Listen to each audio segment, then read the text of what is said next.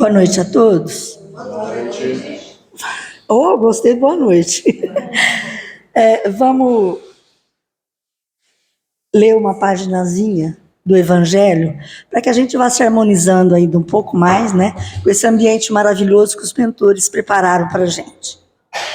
No capítulo 25, buscai e achareis. Aí está lá. Pedi e se vos dará. Buscai e achareis. Batei à porta e se vos abrirá. Porquanto, quem pede, recebe, e quem procura, acha. E aquele que bate à porta, abrir-se-á. Aí no item 5 deste mesmo capítulo, é refletido o seguinte: do ponto de vista moral, essas palavras de Jesus significam: pedi a luz que vos clareie o caminho, e ela vos será dada. Pedi forças para resistirdes ao mal e as tereis. Pedi a assistência dos bons espíritos e eles virão acompanhar-vos. E como o anjo de Tobias vos guiarão. Pedi bons conselhos e eles vos serão jamais recusados. Batei à nossa porta e ela se vos abrirá. Mas pedi sinceramente, com fé, confiança e fervor. Apresentai-vos com humildade e não com arrogância, sem o que sereis abandonados às vossas próprias forças, e as quedas que derdes serão o castigo do vosso orgulho. Tal o sentido das palavras: buscai e achareis, batei e abrir-se-vos-á. Eu escolhi esse item aqui desse capítulo porque eu fiquei martelando há algumas semanas já a respeito, nossa, o que eu vou falar, o que eu vou fazer, como é que eu vou montar slide. Eu fiquei pensando, bom, nós estamos na Semana Santa, né? Que o cristianismo, pelo menos a maioria das religiões cristãs, cultuam a Semana Santa, começando no domingo, que foi a entrada de Jesus em Jerusalém, naquele burrico, como previa a profecia, né? E aí depois, durante a semana, coisas vão acontecendo, até que ele chega ao Calvário na sexta-feira. E depois, a ressurreição, como eles chamam, né? Então eu fiquei pensando, bom, todo mundo fica aí, Semana Santa, ser cristão, não ser cristão. O que é ser cristão? Aí eu resolvi fazer os slides sobre o que é ser cristão. Não foi nada fácil. Eu tive que pesquisar um bocado, porque é um tema assim muito específico sobre o evangelho em si, né? E aí, a vinda de Jesus não aconteceu simplesmente ali, naquele ano 1, quando ele encarnou, né? E depois foi para o Egito, passou 4 anos no Egito, para depois voltar e assim por diante. Tudo proteção divina para que ele não fosse morto ainda criança. Mas a espiritualidade e a bondade divina é uma coisa tão maravilhosa que essa vinda do Messias estava prevista há mais de 700 anos. Então, a profecia de Isaías 9:6 é um dos textos mais conhecidos do Antigo Testamento. E ela foi escrita 700 anos antes do nascimento de Jesus. E ela descreve a vinda de um Messias que traria esperança e um novo governo. Porque aí a profecia diz o seguinte: porque um menino nos nasceu, um filho se nos deu. O governo está sobre os seus ombros, e ele será chamado Maravilhoso, Conselheiro, Deus Forte, Pai da Eternidade e Príncipe da Paz. Esses foram os adjetivos que o Isaías deu na profecia dele para o Messias que iria chegar 700 anos depois. E aí, esses 4 títulos do Messias que Isaías falou, De acordo com os estudos bíblicos, cada título desse revela um aspecto da natureza divina de Jesus e da missão desse governante. Maravilhoso conselheiro indica sabedoria sobrenatural para guiar o povo. Deus forte ou poderoso refere-se à sua natureza divina e poder absoluto. Nós sabemos que as outras religiões cristãs acreditam que Jesus é Deus. O Espiritismo não, né? Nós sabemos que Deus é o Pai, Jesus é o Filho muito amado, que o ajudou na construção desse nosso planeta, e por isso ele se propôs a estar vindo aqui para tentar resgatar aquela humanidade que estava tão perdida. Só que essa humanidade esperava que ele viesse para ser o rei, para acabar com os romanos e livrar o povo da escravidão. E por isso ele foi tão incompreendido, porque o que ele veio trazer foi uma outra proposta de vida, né? Pai da eternidade, ou Pai eterno, porque ele nos chama de filhos, né? Ele tem por nós carinho de um pai, não que ele seja Deus, tá? E ele mesmo disse que nenhuma das ovelhas dele ia se perder do aprisco. Quer dizer, enquanto a terra existir, enquanto essa humanidade estiver reencarnando por aqui, ele vai estar atento, tentando resgatar até o último. Príncipe da paz define aquele que traz conciliação e harmonia definitiva. A vida dele toda foi uma vida de paz. Apesar de, o Chico dizia que Jesus pregava em fuga, porque ele ficava um pouquinho aqui na cidade, não podia às vezes nem dormir, já ia para outra, porque estava todo mundo atrás dele querendo matar. Então, a vida dele, nesses 3 anos, 3 únicos anos, né, de trabalho dele, enquanto Jesus, né, para trazer a palavra divina para essa humanidade que era tão sofrida, mas tão desequilibrada, só em 3 anos. E aí, se a gente for um tanto mais atrás, o Salmo 72 de Davi também fala. Eu trouxe como mais curiosidade para a gente pensar na bondade de Deus, gente. Há quantos séculos atrás essa espiritualidade estava trabalhando, e Jesus também, para ele inclusive diminuir aquele padrão vibratório dele para poder caber num corpício aqui da Terra, né? Que era um corpo meio que diferenciado, tanto que a concepção dele foi diferenciada. Aí no Salmo de Davi ele diz o seguinte: e todos os reis se prostrarão perante ele, todas as nações o servirão. Compadecer-se-á do pobre e do aflito e salvará a alma dos necessitados. E o seu nome permanecerá eternamente. Seu nome irá propagando de pai para filho enquanto o sol durar. Quer dizer, enquanto a terra estiver aqui, vai indo, né? Como diriam os jovens, é Jesus na cabeça. E os homens serão abençoados nele. Todas as nações o chamarão de bem-aventurado. Aí, a gente pensa, bom, mas então, o que seria ser cristão? Claro, ser cristão seria tentar seguir os ensinamentos do Cristo, né? Na cabeça da maioria das pessoas passa sobre isso. Então, mas o que é que vai nos orientar?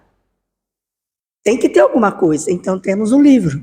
Nós temos, né, o Novo Testamento, que foi incluído junto com o Velho Testamento num livro chamado Bíblia, que é o que orienta os cristãos. Assim como em várias outras religiões, ou filosofia, cada uma tem o seu livro de orientação para as pessoas que estão seguindo aqueles conceitos. Por exemplo, para os cristãos nós temos a Bíblia. Para os judeus temos a Torá. Para o islamismo temos o Alcorão. Para o hinduísmo temos os Vedas.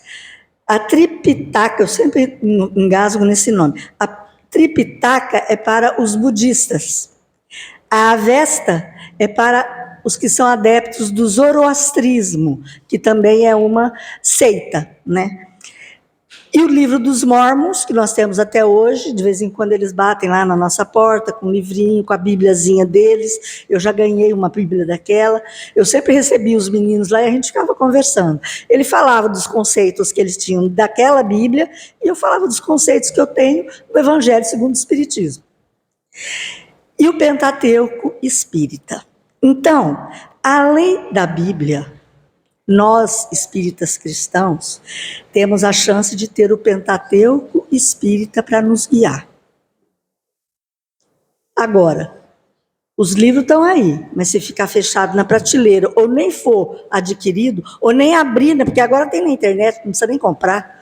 Você lê, você estuda, você faz... As aulas todas minhas eu faço pela internet. Eu pesquiso um livro aqui, outro livro ali, e vamos juntando as coisas para montar os slides. Então, lá naquele livro, né, que é o Novo Testamento, não foi Jesus que escreveu, ele não escreveu uma palavra. Ele falava para as pessoas e exemplificava. Então, as ações dele é que estão contidas ali. Algumas palavras, claro, para nos orientar a respeito de determinadas situações, e as ações dele. O carinho, a atenção, o desvelo que ele tinha com aquelas pessoas todas. Então, qual que é a máxima desse livro? Amai-vos uns aos outros como eu vos amei. Essa é a palavra-chave. Então, quem estiver tentando fazer isso aqui, é um verdadeiro cristão. É claro que nós não vamos conseguir amar como ele, gente. Ele é um espírito crístico, né? Mas a gente precisa se esforçar para tentar entender o que diz essa mensagem e tentar colocar na nossa vida. Porque esse é um dos pilares do ensino de Jesus. Isso está em João, em 4 versículos. Aí, o que é que estabelece esse versículo aí?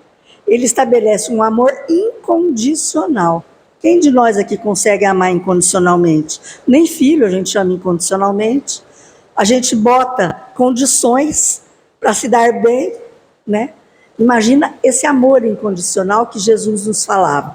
Então ele estabelece o amor incondicional e a doação da vida como medida para o amor cristão, servindo de sinal distintivo para os seus discípulos.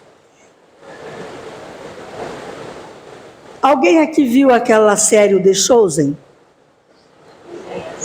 Ali naquela série eles retratam a vida dele, a vida íntima, vamos assim dizer, né, de Jesus com os seus discípulos. E os discípulos, nenhum deles era flor que se cheira, o João que era o melhorzinho, né? E, no entanto, Jesus os escolheu, porque já estava previsto, antes do reencarne deles, que eles seriam os trabalhadores que levariam à frente o Evangelho de Jesus quando ele fosse embora daqui.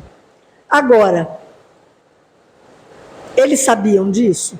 Não, eles não tinham nem noção, às vezes, do que Jesus estava falando, porque era muito difícil. Pessoas rudes, muitos analfabetos até. Então a questão é essa. Ele estabeleceu um amor incondicional e a doação da vida. Tanto que até o final eles ainda achavam que Jesus ia ser o rei e que ele ia conseguir controlar Roma. Tanto que o Judas fez o que fez.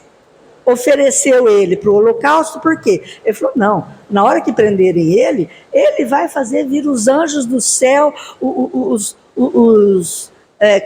soldados do Senhor, e vão destruir o povo romano. Na cabeça dele era isso. No desequilíbrio dele ainda, porque ele era bem desequilibrado, a ponto de se matar depois, né? E Jesus, na cruz, pediu para o Iléu, que chegou até ele para abraçá-lo, pediu para ele, vá atrás de Judas e entregue-o para minha mãe.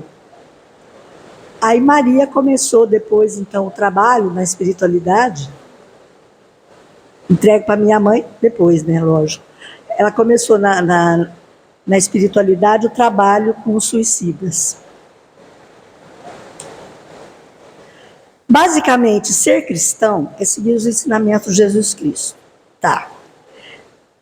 Mas aí Paulo vem lá em Atos dos Apóstolos e pergunta assim para a gente: recebestes vós o Espírito Santo quando crestes? Quer dizer, você introjetou aquela doutrina em você, você recebeu aquela vibração, aquilo que representa o valor das lições de Jesus? Isso está lá em Atos. E aí, em Fonte Viva, a gente encontra o nosso Emmanuel dizendo assim: a interrogação de Paulo continua cheia de atualidade, porque até hoje nós estamos meio perdidos ainda, né?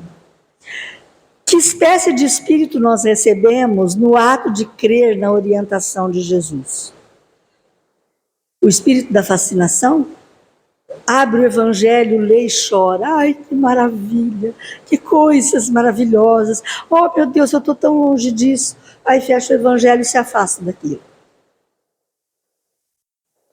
O da indolência, quer dizer, não dá valor àquelas palavras do evangelho. Ou da pesquisa inútil, estuda e não é capaz nem de ensinar os próprios filhos. Ou da reprovação sistemática às experiências dos outros. É isso nós somos campeões, né, gente? De recriminar o outro. Isso é tudo contra aquela primeira frase lá: amai-vos uns aos outros como eu vos amei. Aí, como Deus é maravilhosamente bom e tem seus prepostos que querem o bem da humanidade, um deles é o Emmanuel, o que aconteceu? O Emmanuel começou a estudar versículo por versículo do Evangelho todinho, tudo, e começou a escrever mensagens através do Chico. E essas mensagens ficaram gravadas em vários livros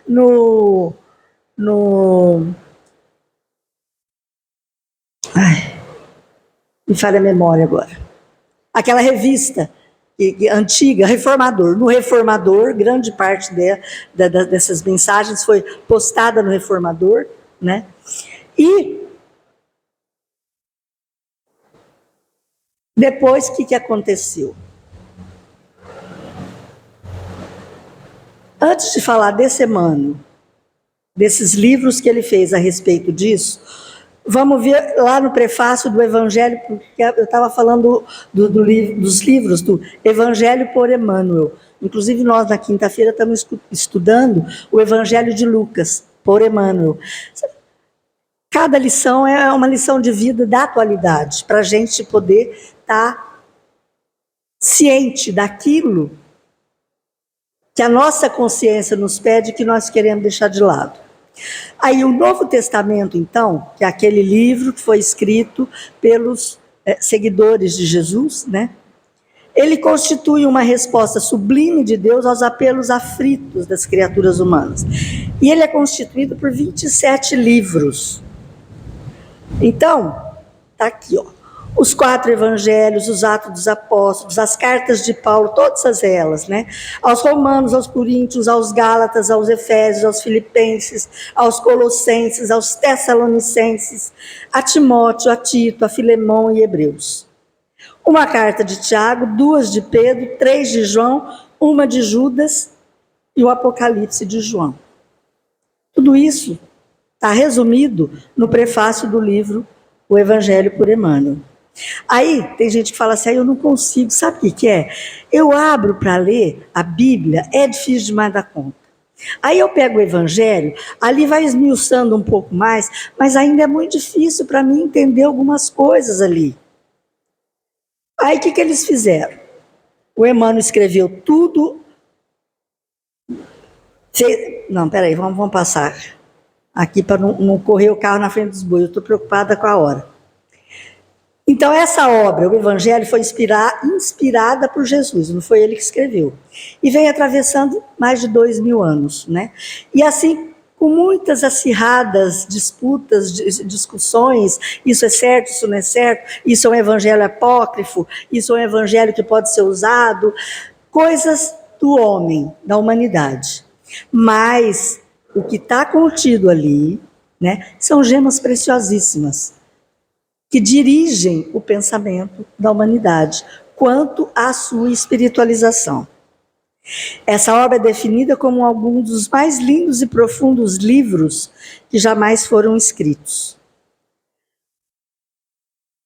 Aí o Emmanuel analisou, como eu já falei, ele analisou tudo no Evangelho, versículo por versículo, o que queria dizer, as parábolas e tal, e ele escreveu essas mensagens. Muitas mensagens. Então, o que o pessoal da federação fez? Montou um grupo de estudo, foram vendo todas essas mensagens, foram separando por temas, né? E o que aconteceu?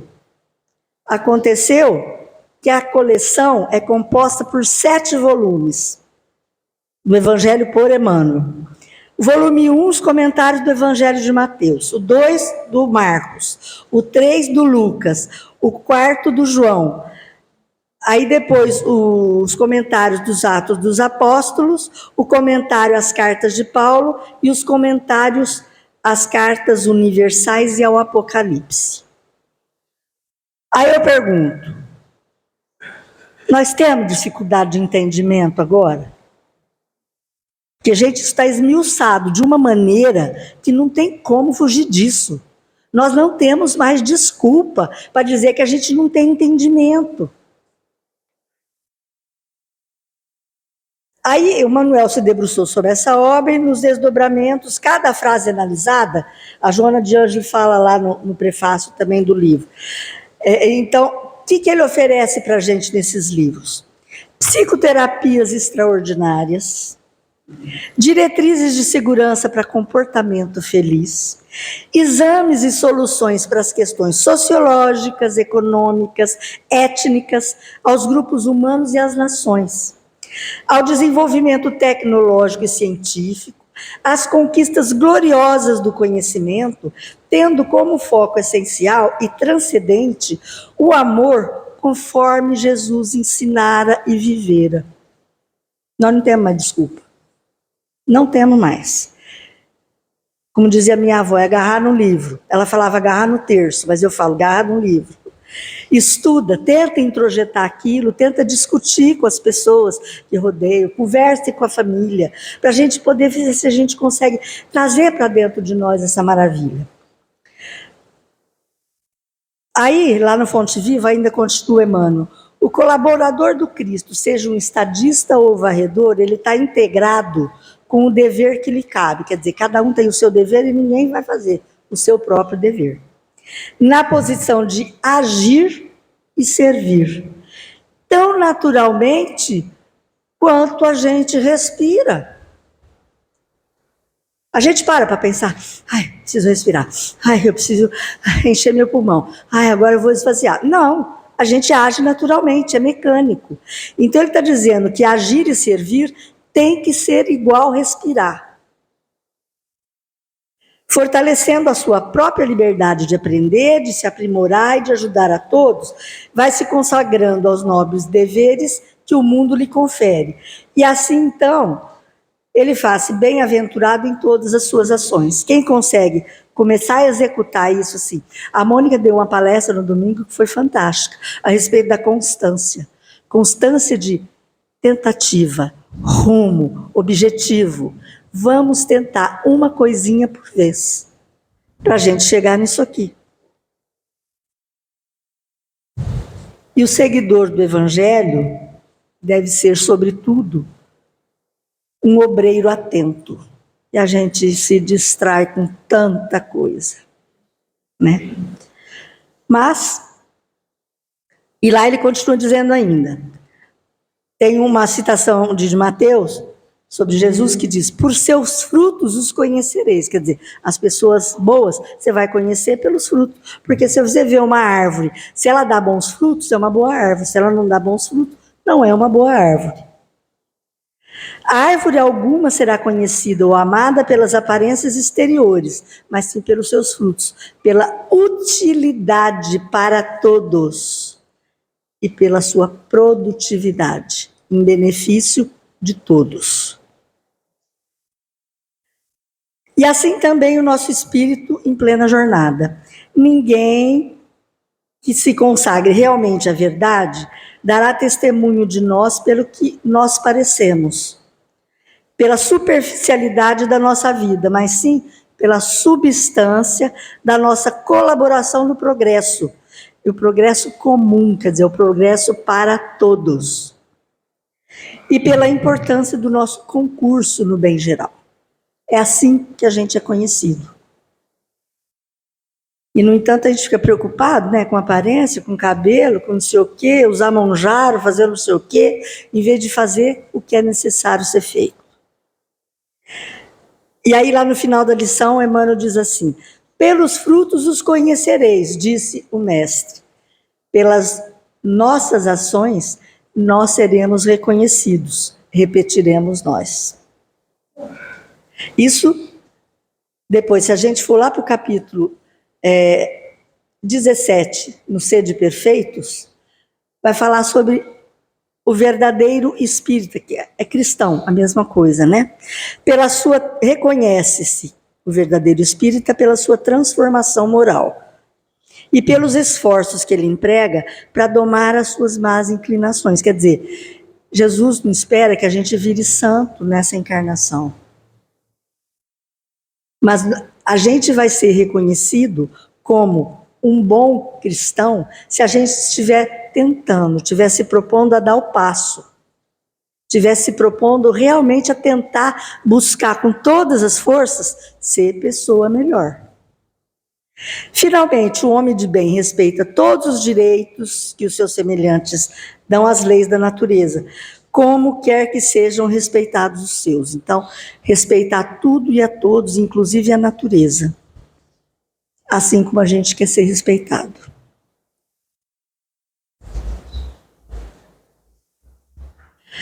Bem compreendido, mas sobretudo bem sentido, o espiritismo leva a resultados que caracterizam o verdadeiro espírita, como um cristão verdadeiro, pois que um é o mesmo que o outro. Então, um bom espírita é um bom cristão, porque a base da doutrina espírita é o evangelho,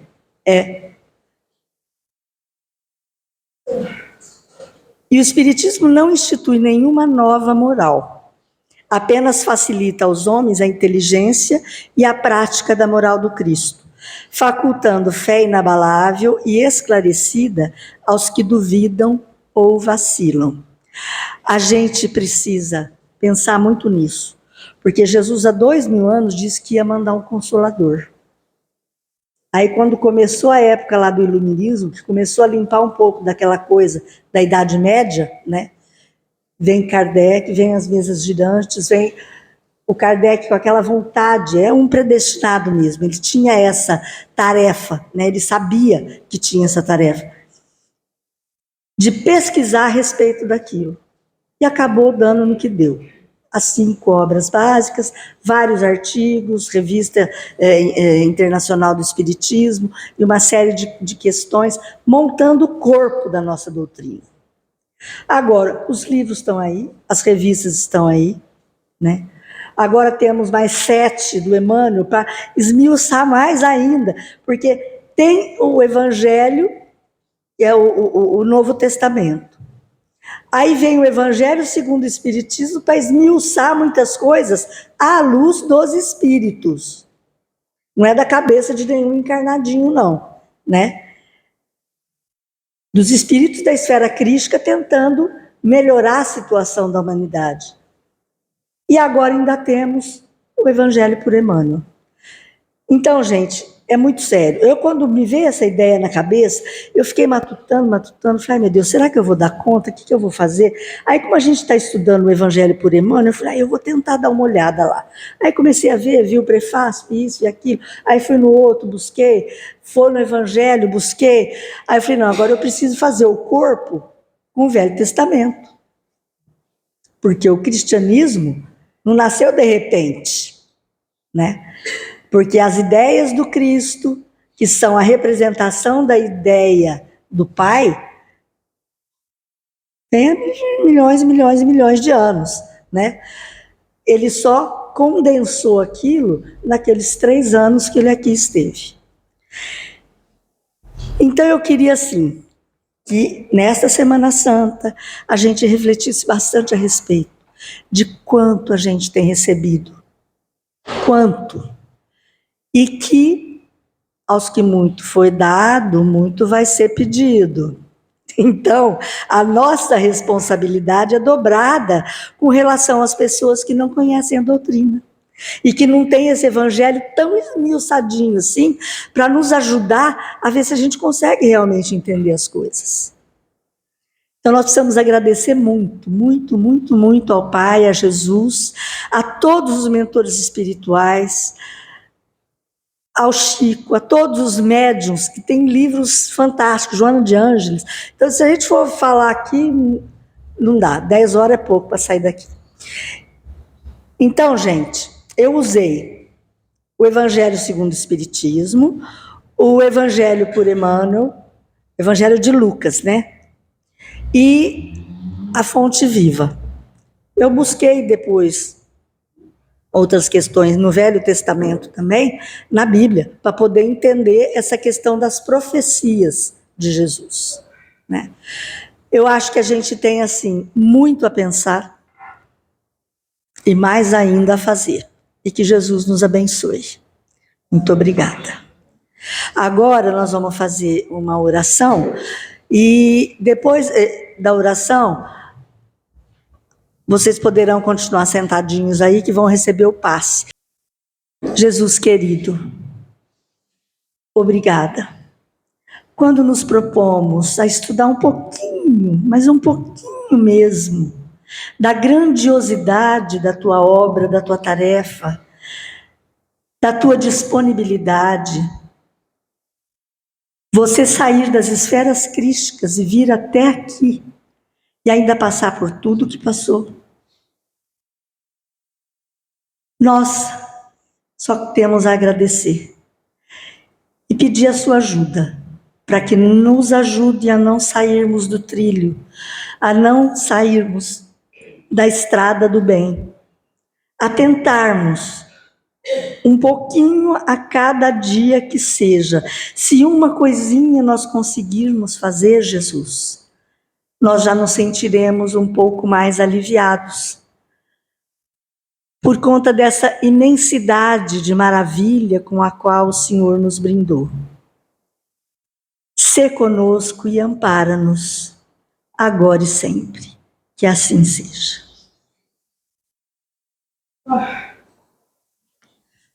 Agora, quem tiver já anotado, pode ir lá para a salinha. E os demais esperam aqui para tomar o passe aqui.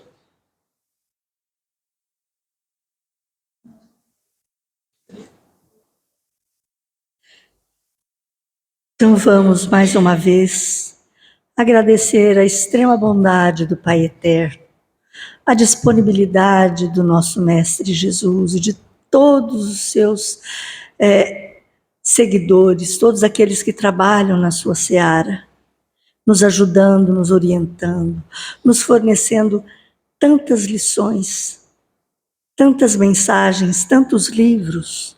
Basta termos a vontade de buscar. É o que disse aquela frase do início da nossa reunião. Buscai e achareis, batei e abrir-se-vos-á. Que nós tenhamos sempre isso em mente, agradecendo do fundo do coração a Jesus, o nosso Mestre amado, aos seus discípulos, que tantos depoimentos de amor e de bondade deixaram para nós também. A Maria, aquela mãezinha amorosa que depois cuidou de tanta gente até o finalzinho da sua vida. Gratidão é a única palavra que podemos ter. E para que a gente faça jus a tantas bênçãos, precisamos agir. E que o Senhor nos ajude, Jesus. Nos abençoe e nos ampare agora e sempre. Que assim seja.